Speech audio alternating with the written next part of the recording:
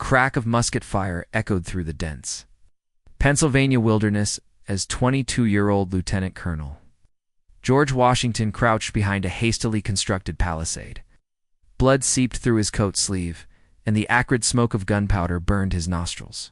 Around him, his Virginia militia lay scattered, some wounded, others dead, all testament to what would become the opening salvo of a war that would reshape continents.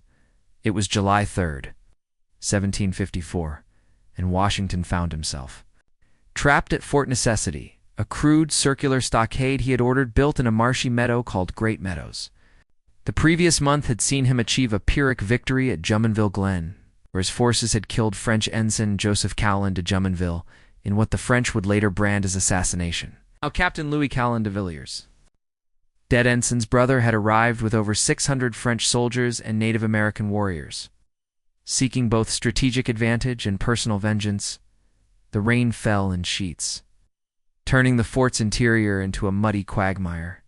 Washington's men, already demoralized by their earlier losses and the grueling march through hostile territory, huddled against the wooden walls as French bullets splintered the logs above their heads. The young Virginian had learned a harsh lesson about wilderness warfare or European military tactics. Meant little when facing an enemy that understood the land's every secret, according to historical records preserved in the Virginia Historical Society archives. The siege of Fort Necessity represented more than a tactical defeat. It marked the collision of three expanding empires: British, French, and the various Native American confederations who had called this land home for millennia. The French had been methodically constructing a chain of forts from the Great Lakes to the Gulf of Mexico, creating what they termed La Nouvelle France. Fort Duquesne, built at the crucial confluence of the Allegheny and Monongahela rivers, where Pittsburgh now stands, served as the cornerstone of their Ohio Valley strategy. From there, French commanders could control river traffic and maintain alliances with the Delaware, Shawnee, and other tribes who viewed British expansion with growing alarm. British colonial governors, meanwhile, pressed for aggressive expansion westward. The Ohio Company of Virginia had received a massive land grant from King George II, but those paper claims meant nothing without military control of the territory. Governor Robert Dinwiddie of Virginia had dispatched Washington with explicit orders to evict any French forces encountered, setting the stage for the confrontation that now raged around the beleaguered fort. As darkness fell on that July evening, Washington faced an impossible choice. His ammunition was nearly exhausted. His men were wounded and dispirited, and the French showed no signs of lifting their siege. Captain Villiers, perhaps recognizing that this skirmish could escalate into something far larger, offered terms of surrender that allowed the Virginians to withdraw with their weapons, though not before signing a document that inadvertently admitted to Jumonville's assassination.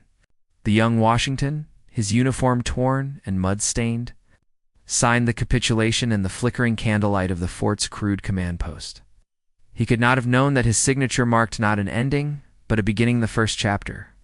In what would become known as the French and Indian War in America and the 7 Years' War in Europe, the wilderness fortress of Fort Necessity would soon be abandoned, left to decay in the Pennsylvania forest.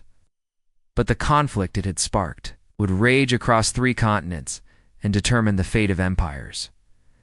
Major General Edward Braddock's polished boots squelched in the Cumberland Gap mud as he surveyed the motley collection of colonial militiamen and British regulars assembled before him. The 60-year-old veteran of European campaigns had arrived in Virginia with 2 regiments of His Majesty's finest, tasked with capturing Fort Duquesne and establishing British dominance over the Ohio Valley. What he found instead was a ragtag force that bore little resemblance to the disciplined armies he had commanded on Flemish battlefields. "Colonials," he muttered to his aide-de-camp, his voice dripping with disdain. "They scatter at the first war whoop like chickens before a fox." It was June of 1755, and Braddock's expedition was already behind schedule. 1,000 men had spent weeks hacking a road through the Appalachian wilderness, dragging cannon and supply wagons over terrain that seemed designed to swallow armies whole. The colonial guides, including a chastened George Washington who now served as Braddock's aide, had warned him repeatedly about the dangers of Native American warfare tactics. But the general dismissed such concerns with aristocratic hauteur. The French at Fort Duquesne, meanwhile, had received intelligence of the British approach from their Native American allies. Captain Claude Pierre Picotti de Contrecoeur, the fort's commander, faced his own challenges. His garrison numbered fewer than 300 French regulars and Canadian militia, hardly sufficient to withstand a siege by Braddock's superior force. However, Contrecoeur possessed something the British general lacked: intimate knowledge of forest warfare and the unwavering support of regional tribes. On July 9th, as Braddock's column approached the Monongahela River, crossing just 8 miles from Fort Duquesne, Captain Daniel Léonard de Beaujeu led a force of 250 French soldiers, Canadian militia, and nearly 700 Native American warriors into the dense woodland. The French had learned to fight like their indigenous allies, using natural cover, coordinating small unit tactics, and striking with devastating surprise. The ambush began at 1 o'clock in the afternoon. British advance scouts had just forded the river when the forest erupted in musket fire and war cries. Beaujeu himself fell in the initial exchange, but his second-in-command, Captain Jean Daniel Dumas, quickly rallied the mixed force from behind trees, rocks, and fallen logs.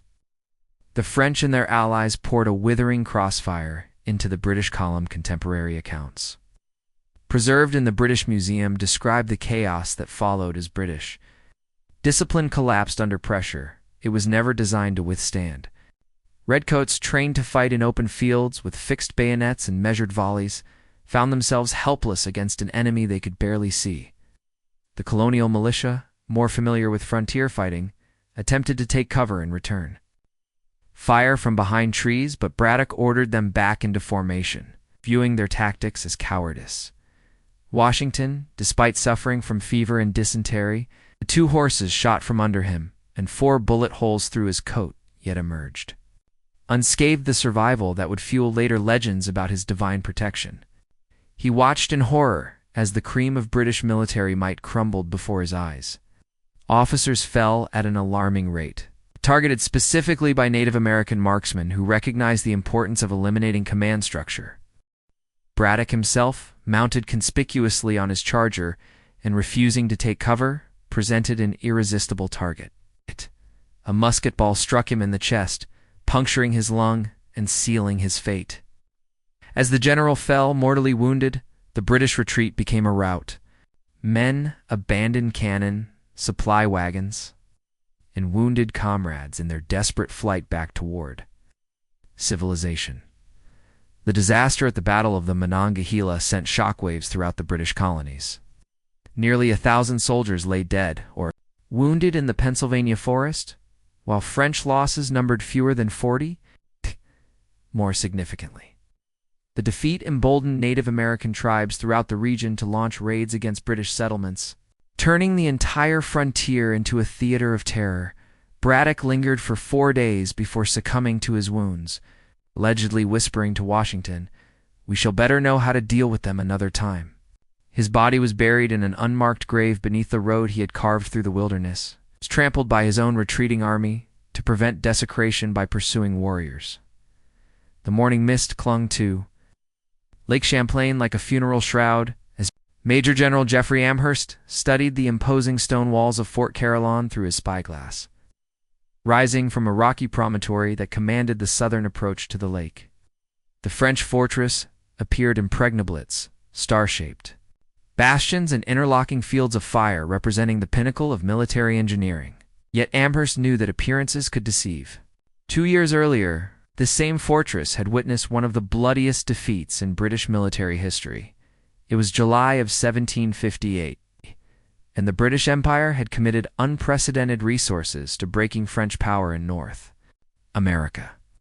William Pitt the Elder, now directing the war effort from London, had dispatched massive armies to multiple theaters simultaneously. While General James Wolfe prepared to assault Quebec, Colonel John Forbes advanced on Fort Duquesne. Amherst commanded the largest force. Over 15,000 men tasked with capturing the French strongholds controlling the Lake Champlain corridor. The previous summer had ended in catastrophe at this very location. General James Abercrombie, Amherst's predecessor, had led nearly the same number of troops against Fort Carillon, then commanded by the brilliant Marquis de Montcalm. The French general, with fewer than 4,000 defenders, constructed a massive abatia tangle of felled trees with sharpened branches. Pointing outward in front of the fortress walls, Abercrombie, perhaps influenced by his successful river approach, had ordered a direct frontal assault without artillery support. Wave after wave of British and colonial troops had charged the wooden barrier, only to be shredded by concentrated musket fire from the fortress walls. The Black Watch Regiment, Scotland's elite Highland infantry, had suffered particularly grievous casualties as their kilted warriors threw themselves against the impenetrable defense. Military historians from the Royal Military Academy Sandhurst have documented how Montcalm's tactical genius turned what should have been a siege into a slaughter. The French commander had positioned his forces to create overlapping fields of fire while using the natural terrain to funnel attacking troops into killing zones. By day's end, nearly 2,000 British and colonial soldiers lay dead or wounded before the fortress walls, while French casualties numbered fewer than 400. Now, Amherst faced the same challenge, but with a different approach. The general had spent weeks methodically positioning siege artillery on the heights surrounding Fort Carillon. Despite the French garrison's efforts to disrupt his preparations, unlike his predecessor, Amherst understood that stone walls, however impressive, could not withstand sustained bombardment from heavy cannon. Captain Louis Thomas Jacquot de Piedmont, who had assumed command after Montcalm's transfer to Quebec, found himself in an impossible position. His garrison had been reduced to barely 400 men, insufficient to defend the fortress's extensive perimeter. More critically, the fort's magazine contained barely enough powder for a week-long siege, and no relief column was forthcoming. From Canada, the bombardment began at dawn on July 21st. British 24-pound cannon, positioned on Mount Defiance and other surrounding heights, poured shot and shell into the fortress with methodical precision. The stone walls that had seemed so formidable began to crack and crumble under the relentless pounding. Within the fort, French soldiers huddled in underground passages as masonry fragments filled the air like deadly snow. By the third day of bombardment, Piedmont recognized the futility of continued resistance. The fortress walls had been breached. In multiple locations, his ammunition was nearly exhausted, and several of his remaining guns had been dismounted by British fire. On July 26th, the French commander ordered the fort's destruction rather than allow it to fall intact into British hands. The explosion that followed shook the surrounding mountains as the French detonated their remaining gunpowder stores. When the smoke cleared, Fort Carillon lay in ruins, its once mighty walls reduced to rubble. The French garrison, following military protocol, marched out with honors of war drums beating and colors flying before departing northward toward Canada. Amherst's engineers immediately began rebuilding the fortress, which the British renamed Fort Ticonderoga. The new fortification would serve as a crucial supply base for future operations against Montreal and Quebec, demonstrating how control of strategic positions could shift the entire balance of power. The capture of Ticonderoga, combined with the fall of Louisbourg to General Wolfe that same summer, marked the beginning of French collapse in North America. The wind howled across the plains of Abraham like the breath of dying gods, carrying with it the metallic scent of blood and the acrid smoke of musket fire. Major General James Wolfe lay propped against a boulder, his red uniform darkening with spreading stains from 3 separate wounds.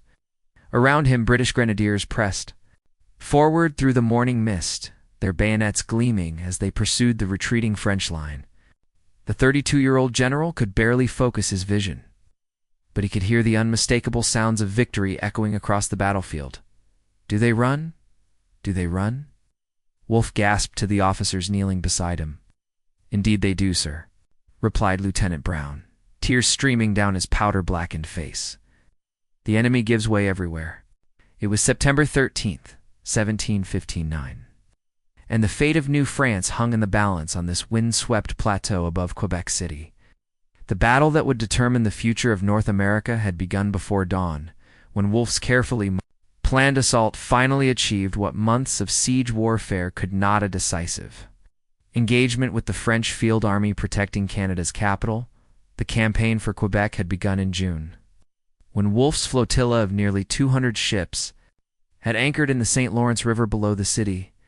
The French stronghold, perched on towering cliffs and protected by extensive fortifications, had seemed impregnable to direct assault.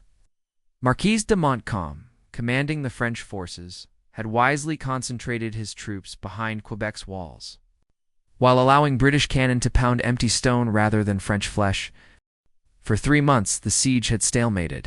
Wolfe's attempts to land troops directly below the city had been repulsed with heavy casualties, while his bombardment of Quebec's lower town had achieved little beyond destroying civilian property. British morale had begun to decline as autumn approached, bringing with it the necessity of retreat. Before winter ice trapped the fleet in the St. Lawrence, naval records housed in the Greenwich Maritime Museum indicate that Wolfe's breakthrough came through careful reconnaissance of the river above Quebec. Captain James Chads of HMS Vesuvius had identified a narrow path leading up the cliffs at Anso Fallon, a spot the French had deemed too precipitous to defend heavily. The ascent would require scaling nearly 200 feet of rock face in darkness, but it offered the possibility of landing troops directly onto the plains of Abraham behind Quebec's main defenses. The night assault had begun at 2 o'clock in the morning. 24 volunteers from the light infantry had climbed the cliff face using ropes and grappling hooks, overwhelming the handful of French sentries at the top. By dawn, nearly 5,000 British troops had formed battle line on the plateau that Montcalm had never expected to defend. The French general, awakened by reports of British troops above Quebec, had faced an agonizing choice.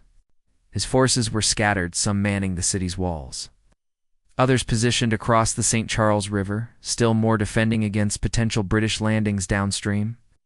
To concentrate sufficient strength for battle meant abandoning Quebec's prepared defenses, yet allowing Wolfe to establish artillery positions on the plains would make the city's situation hopeless.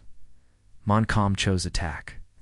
Leading barely 4,000 regulars, militia, and Native American allies, he had advanced across the plains of Abraham in traditional European formation columns of infantry supported by field artillery. The decision reflected both desperation and miscalculation. Montcalm believed that swift action might catch the British before they could properly organize their position. The battle itself lasted less than 20 minutes. Wolfe had positioned his forces in a thin red line stretching nearly a mile across the plateau, with his most experienced regiments anchoring the center. When the French columns came within 50 yards, the British line erupted in synchronized volleys that shattered Montcalm's advance. The 78th Fraser Highlanders, fighting in kilts despite the September cold, led the subsequent bayonet charge that broke French resistance entirely. Both commanders paid the ultimate price for their audacity. Wolfe struck down while, leading his grenadiers forward, died knowing that his gamble had succeeded. Montcalm, mortally wounded during the French retreat, lived long enough to arrange Quebec's surrender before succumbing to his injuries that evening. Their deaths symbolized the broader transformation occurring across North America at the eclipse of French imperial power and the rise of British dominance. Quebec's capitulation 5 days later marked a decisive moment in the 7 Years' War. Though fighting would continue for another year, as French forces under the Chevalier de Lévis attempted to recapture the city, the plains of Abraham had become both graveyard and birthplace.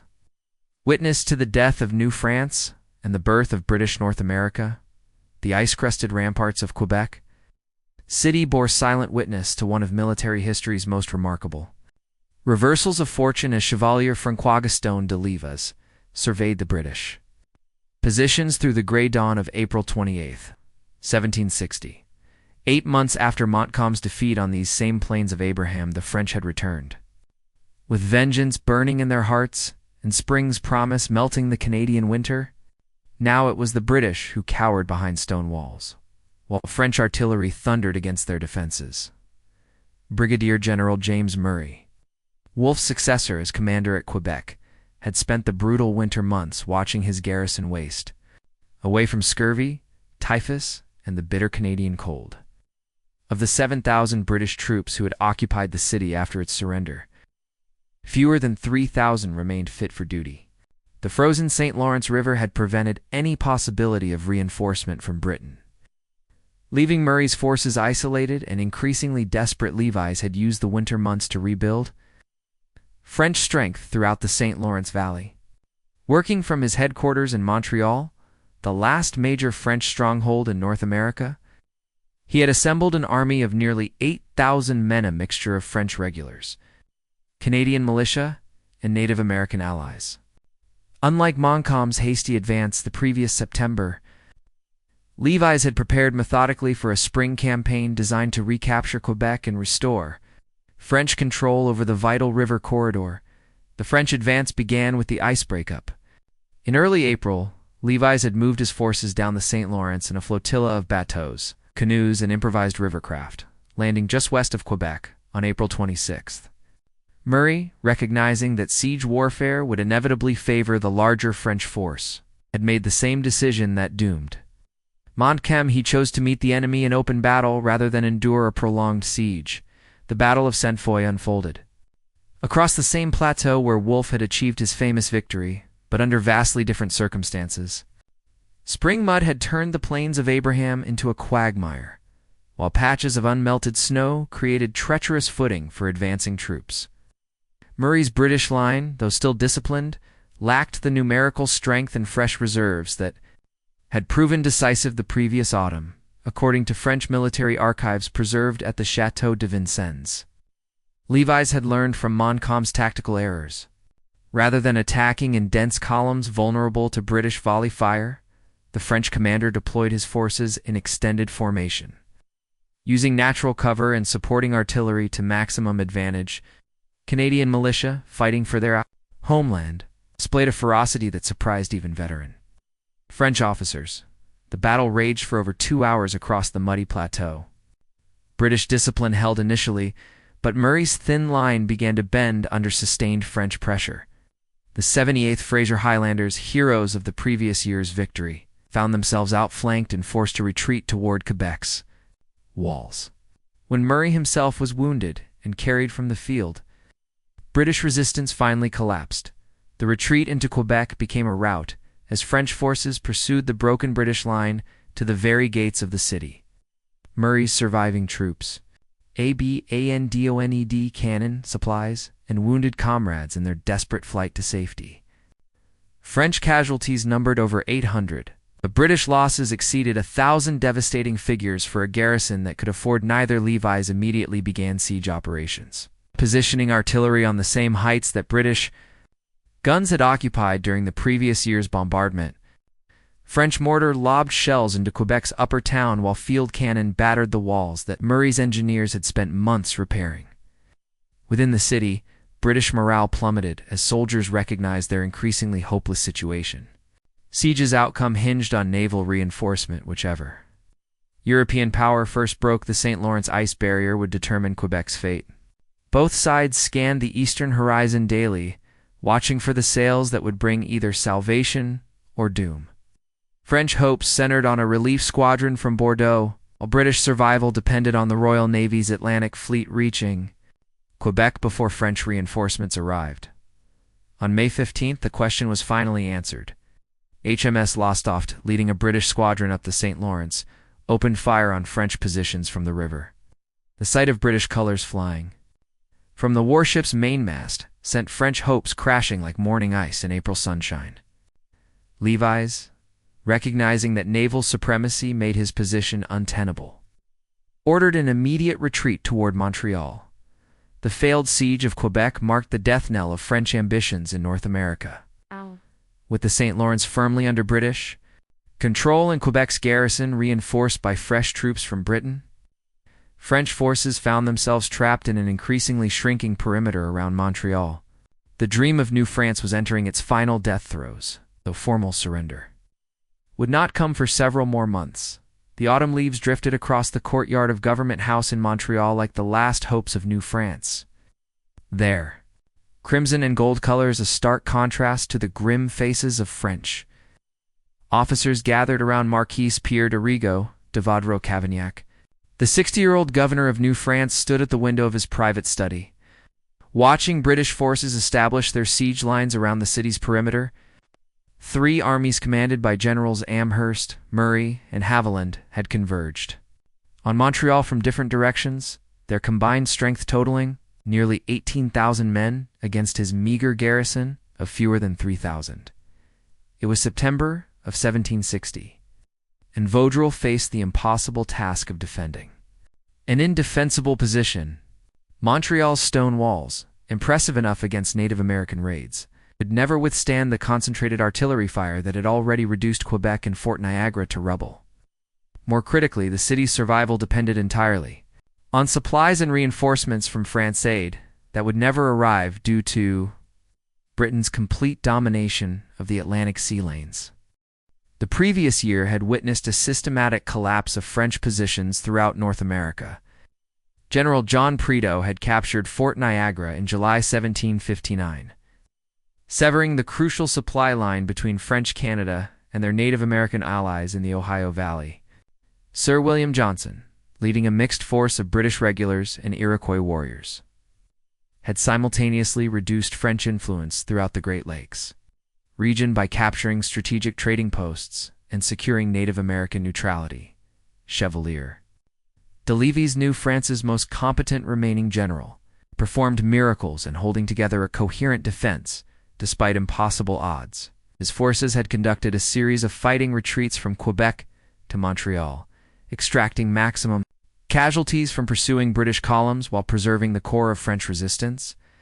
Yet even Lévis recognized that military skill could not overcome the fundamental arithmetic of the situation. Britain had committed overwhelming resources to North American conquest, while France focused its attention on European battlefields. Contemporary dispatches preserved in the French Foreign Ministry archives revealed that King Louis XV had effectively written off New France by early 1760. The monarch's ministers, preoccupied with Frederick the Great's campaigns in Prussia and potential Spanish entry into the European conflict, viewed North American colonies as expensive liabilities rather than valuable assets. French naval resources, already stretched thin by British blockades, could not support major relief expeditions across the Atlantic. The siege of Montreal began on September 5th, with the systematic placement of British artillery on commanding heights around the city. General Amherst, methodical as always, had learned from earlier campaigns that patience and overwhelming firepower achieved better results than costly frontal assaults. His forces dug trenches and erected earthworks according to classical siege principles, gradually tightening the noose around Montreal's defenders. Within the city, French morale collapsed as rapidly as autumn temperatures. Canadian militia, fighting to protect their homes and families, had shown remarkable courage throughout the conflict, but they could not ignore the reality of their situation. British control of the St. Lawrence River meant that Montreal's civilian population faced starvation if the siege continued through winter. Native American allies, recognizing the shift in continental power balance, began negotiating separate peace agreements with British commanders. Vaudreuil convened a council of war on September 6th to discuss the garrison's increasingly desperate options. Lévis argued passionately for continued resistance, proposing to retreat westward with whatever forces remained mobile and conduct guerrilla warfare from wilderness bases. Other officers suggested attempting to break through British lines and escape toward Louisiana, the only major French territory still beyond British reach. The governor, however, understood that such strategies would only prolong suffering without changing the war's ultimate outcome. Montreal's surrender would spare the city's civilian population from bombardment and starvation while allowing French troops to return to their homeland with military honors. More importantly, negotiated capitulation might preserve some measure of French cultural and religious rights under British rule considerations that purely military solutions could never address. The critical moment came on September 7th, when British artillery began its preliminary bombardment. The first shells crashed into Montreal's marketplace, killing several civilians and demonstrating Amherst's capacity to reduce the city to ash if necessary. That evening, under cover of darkness, French emissaries crossed British lines carrying Vaudreuil's request for surrender negotiations. The final act of New France's tragedy was about to unfold, not with heroic last stands or desperate charges, but with the scratch of quill pens on parchment and the formal protocols of 18th-century warfare. The vast empire that had once stretched from Quebec to New Orleans was preparing to pass into history, its fate sealed by the strategic decisions made at isolated frontier fortresses years earlier. The Great Hall of Montreal's Château de Ramezay had witnessed many momentous occasions during its decades as the seat of French power in North America, but none compared to the solemn ceremony unfolding on this gray September morning. Marquis de Vaudreuil sat at the polished oak table that had once hosted celebrations of French victories, his weathered hands trembling slightly as he prepared to sign documents that would end 2 centuries of French colonial ambition. Across from him, General Jeffrey Amherst waited with the patience of a man who had already won everything worth winning. The surrender negotiations had lasted through the night of September 7th and well into the following morning. Had fought for every concession possible protection for Catholic religious practices, preservation of French civil law, guarantees of safe passage for French officials returning to Europe. Amherst, magnanimous in victory, had proven surprisingly generous in his terms, perhaps recognizing that harsh treatment of the defeated would only breed future rebellion among Canada's French-speaking population. The Articles of Capitulation, as the formal surrender document was titled, consisted of 55 carefully worded clauses that would govern the transition from French to British rule. French regular troops would march out with full military honors drums beating, colors flying, and arms shouldered, before laying down their weapons and accepting transportation back to France. Canadian militia could return to their homes without persecution, provided they took an oath of allegiance to King George II.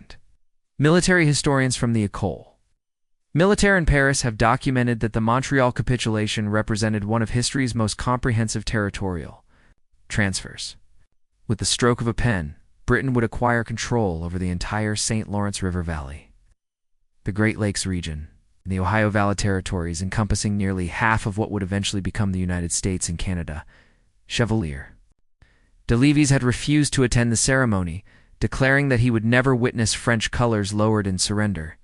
The proud general had departed Montreal before dawn, leading a small party of officers northward toward the wilderness rather than participate in what he considered a national humiliation. His absence symbolized the tragic end of French military honor in North America, where men like Montcalm and Lévis had fought brilliantly against impossible odds. As noon approached, the formal ceremony moved to Montreal's central square. French troops formed ranks in their dress uniforms, many showing the wear of years of frontier campaigning but still maintaining the rigid discipline that had made them formidable opponents.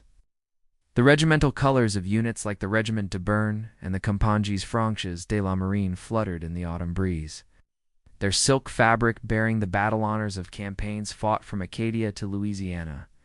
The British forces assembled in parallel formation presented a stark contrast to their defeated opponents. Red-coated regulars stood alongside colonial militiamen, Scottish Highlanders, and Native American allies, a visual representation of the diverse coalition that had ultimately overwhelmed French power.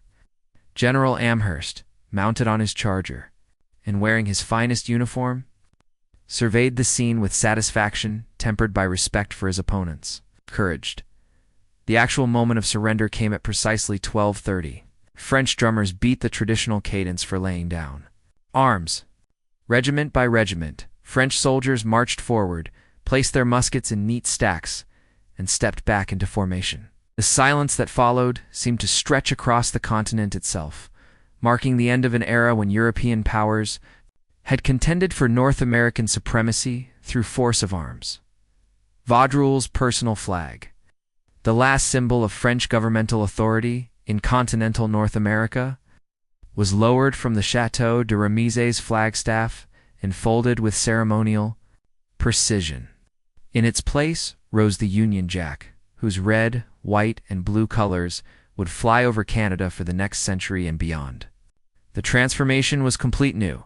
France had become British North America through the methodical conquest of strategic positions from Fort Necessity to Montreal, As the French garrison marched toward the St. Lawrence docks, where British transports waited to carry them home, many soldiers wept openly at leaving the land where they had spent their entire adult lives. Canadian civilians lined the streets in silent farewell, uncertain about their future under British rule, but grateful that the long agony of war had finally ended without the massacre that had befallen so many frontier communities. The French, an Indian war known in Europe as the 7 Years' War, had officially ended in North America, with barely a shot fired in anger during Montreal's siege. The conflict's true battles had been fought at places like Fort William Henry, where disease claimed more victims than enemy action, and Braddock's Field, where European military doctrine had proven inadequate against wilderness warfare. Each strategic position, from the Great Lakes to the Gulf of St. Lawrence, had played its role in determining the continent's ultimate fate. The empire that had once dreamed of stretching from the Arctic Ocean to the Gulf of Mexico was now reduced. Two small islands off Newfoundland's coast, St. Pierre and Miquelon, would serve as the final remnants of French North America, tiny fishing stations that served more as symbols of loss than sources of profit. The age of New France had ended not with a bang, but with the quiet dignity of soldiers who had fought honorably for a cause that history had deemed untenable.